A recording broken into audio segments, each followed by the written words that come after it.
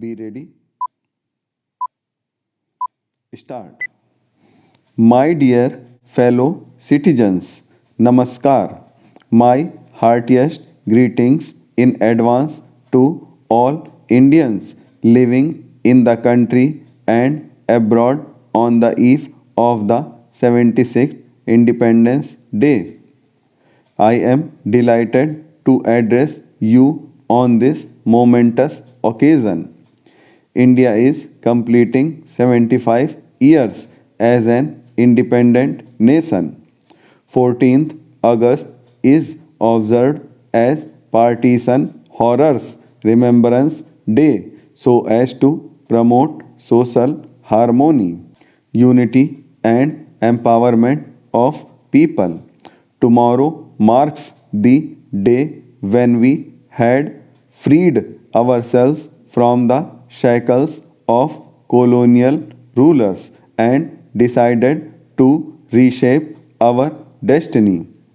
As all of us celebrate the anniversary of that day, we bow to all those men and women who made enormous sacrifices to make it possible for us to live in a free India. It is a case of celebration not only for all of us but also for every advocate of democracy around the world. When India won independence, there were many international leaders and experts who were skeptical about the success of democratic form of government in India. They had their reasons to be doubtful. In those days, democracy was limited to economically advanced nations. India, after so many years of exploitation at the hands of foreign rulers, was marked by poverty and illiteracy. But we Indians proved the skeptics wrong. Democracy not only grew roots in this soil, it was enriched too in most other well established democracies. Women had to wage long drawn struggles to get the right to vote. But India adopted universal adult franchise right since the beginning of the republic. Thus, the makers of modern India enabled each and every adult citizen to participate in the collective process of nation building.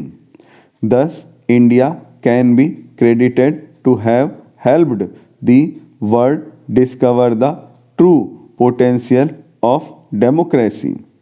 I believe this was not a coincidence. At the beginning of civilization, saints and seers of this land had developed a vision of humanity that was defined by equality of all. Indeed, oneness of all. The great freedom struggle and its leaders like Mahatma Gandhi rediscovered our ancient values for modern times. Then it is no wonder our democracy has Indian characteristics. Gandhiji advocated decentralization and power to the people. For 75 weeks now, the nation has been commemorating these noble ideals that won us freedom. In March 2021, we began the Azadi Ka Amrit Mahotsav with the reenactment of the Dandi March. This way, our celebrations began with a tribute to that watershed event which had put our struggle on the world map. The festival is dedicated to the people of India. Based on the success achieved by the people, the resolve to build Atmanirbhar Bharat is also a part of this Mahotsav. Citizens from all age groups have keenly participated in a series of events held across the country. This grand festival is going ahead with the Har Ghar Tiranga Abhiyan. The Indian tricolors are fluttering in every nook and corner of the country. Great martyrs would have been thrilled to see the spirit of the independence movement coming alive again on such a massive scale. Our glorious freedom struggle was waged bravely across the vast territory of our country. Many great freedom fighters did their duty and passed on the torch of awakening, leaving little trace of their heroic deeds. Forgotten for long were many heroes and their struggles, especially among the peasant and tribal populations. The government's decision last year to observe 15th November as Janjatiya Gaurav Divas is welcome because our tribal heroes are not merely local or regional icons but they inspire the entire nation. Dear citizen, for a nation, particularly an ancient one such as India, the passage of 75 years is merely a blink of an eye. But for us as individuals, it is a lifetime. Senior citizens among us have witnessed a dramatic change in their lifetime. They have seen how, after independence, all the generations have toiled hard, how we met great challenges, and how we have taken charge of our destiny. The lessons learned in the process will prove useful as we move towards the next milestone in the journey of the nation. The Amrit Kal, the 25 years to the celebration of the centenary of our independence. By the year 2047, we will have fully realized the dreams of our freedom fighters. We will have given a concrete shape to the vision of those who, led by Baba Saheb Bhimrao Ambedkar, drafted the Constitution. We are already on course to build an Atmanirbhar Bharat, an India that would have realized its true potential. The world has seen a new India rising in recent years, more so after the outbreak of COVID 19. Our response to the pandemic has been appreciated everywhere. We launched the biggest vaccination drive in human history with vaccines manufactured in the country itself. Last month, we crossed the 200 crore mark in cumulative vaccine coverage. In combating the pandemic, our achievements have been better than those of many developed countries.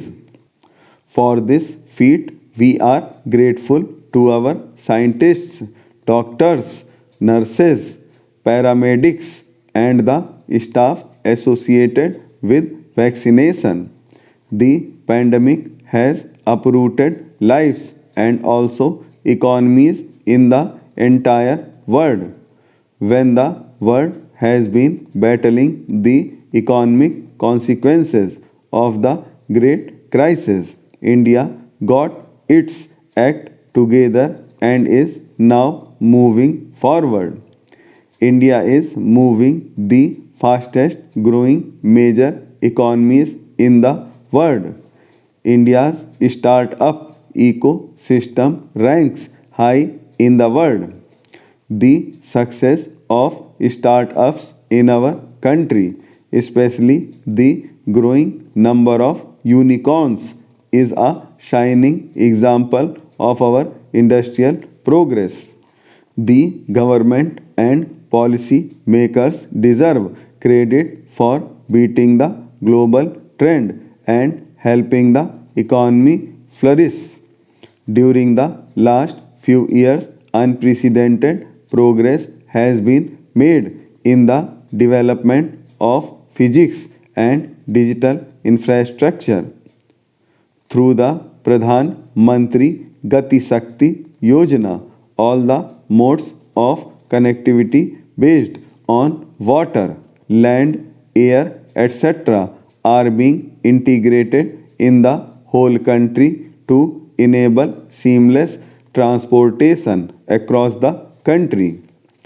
For the vibrancy of growth visible in our country, credit must also be given to workers and farmers whose hard work has made it possible, and entrepreneurs whose business acumen has created wealth. What is all the more heartening is that the growth is becoming more inclusive and regional disparities too are reducing. But this is only the beginning. A series of economic reforms and policy initiatives have been preparing the ground for a long term. Digital India, for example, is creating the bedrock of a knowledge economy.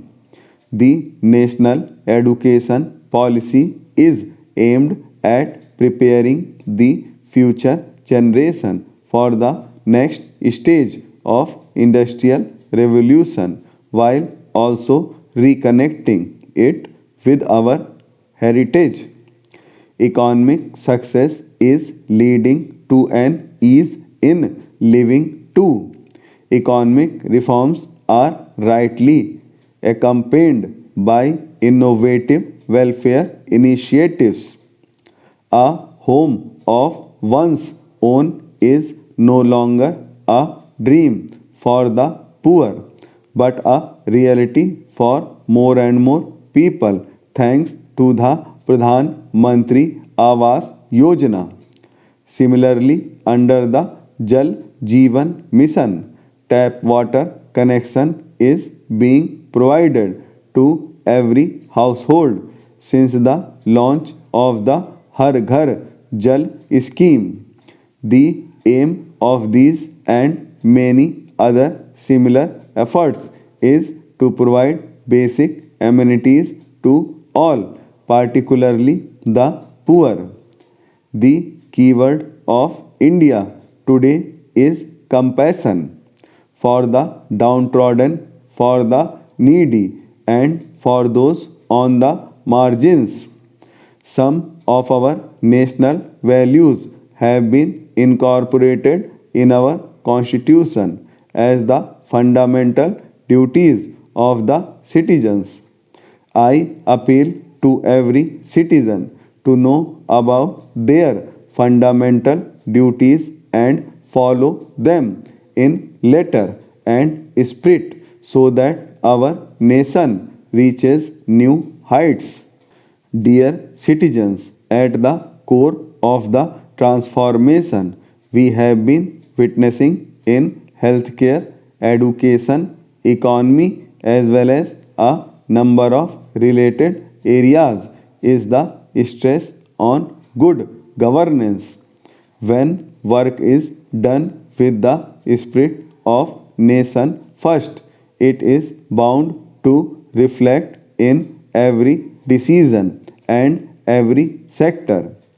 This is also reflected in India's standing in the world. India's newfound confidence stems from the spirit of its youth, its farmers, and above all, its women.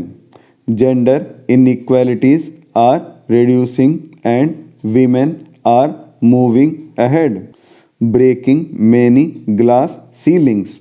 Their increasing participation in social and political processes will prove decisive. At the grassroots level, we have more than 14 lakh elected women representatives in Panchayati Raj institutions. Our daughters are the biggest hope for the nation. Some of them brought laureates for the country at the recently held Commonwealth Games.